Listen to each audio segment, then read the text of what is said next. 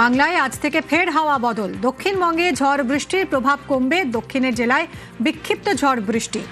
কি বলছে হাওয়া অফিস জানাবে বিশ্বজিৎ রয়েছে সঙ্গে। বিশ্বজিৎ, দেখো, আজ থেকে একেবারে হাওয়া বদল। গতকাল পর্যন্ত যে ঝড় বৃষ্টির প্রভাব ছিল, আজ দু একটি জেলাতে বিক্ষিপ্তভাবে ঝড় বৃষ্টি হতে পারে, কিন্তু বেশিরভাগ জেলা কলকাতা সহ দক্ষিণবঙ্গের জেলাতে আজ থেকে শুষ্ক আবহাওয়া এবং পরিষ্কার আকাশ থাকবে।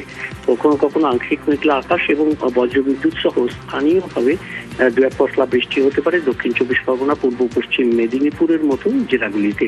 তবে আগামী 7 দিন শুষ্ক আবহাওয়া থাকবে এবং ক্রমশ তাপমাত্রা বাড়তে শুরু করবে। আমরা জানি স্বাভাবিকের থেকে অনেকটা তাপমাত্রা নেমে গেছে ঝড় বৃষ্টিতে, এবং সেই তাপমাত্রা স্বাভাবিক এবং পরবর্তীতে রবিবার সোমবার নাগাদ স্বাভাবিকের 2 থেকে 3 ডিগ্রি সেলসিয়াস বেশি হতে পারে তাপমাত্রা, সর্বোচ্চ তাপমাত্রা, এমনটা জানাচ্ছে আলিপুর আবহাওয়া দপ্তর। এবং সোমবার থেকে বুধবারের মধ্যে অন্তত পশ্চিমের 4-5 জেলাতে গরম এবং অস্বস্তিকর আবহাওয়া চরমে উঠতে পারে, সেই সতর্কবার্তাও জারি করেছেন আলিপুর আবহাওয়া দপ্তর।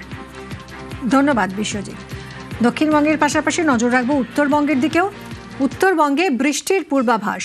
আজ উত্তরের সব জেলায় বৃষ্টির সম্ভাবনা রয়েছে। বৃষ্টির সঙ্গে 30 থেকে 40 কিলোমিটার বেগে হাওয়া বইবে।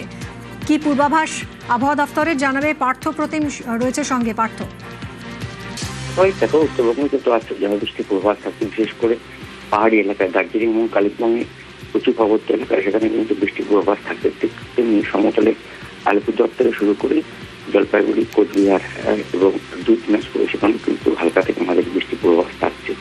সেই সঙ্গে ঝোড়ো হাওয়া বইবে এবং সকাল থেকে আকাশ মেঘলা রয়েছে কোচবিহার থেকে শুরু করে দার্জিলিং এবং কালিম্পং, সেখানেও কিন্তু আকাশ সকাল থেকে মেঘলা রয়েছে, শিলিগুড়িতেও আংশিক মেঘলা আকাশ রয়েছে এবং বেলা বাড়ার সঙ্গে সঙ্গে কিন্তু বিশেষ করে সন্ধ্যের পরে কিন্তু ঝড় বৃষ্টির পূর্বাভাস থাকছে গোটা উত্তরবঙ্গ জুড়ে। ধন্যবাদ।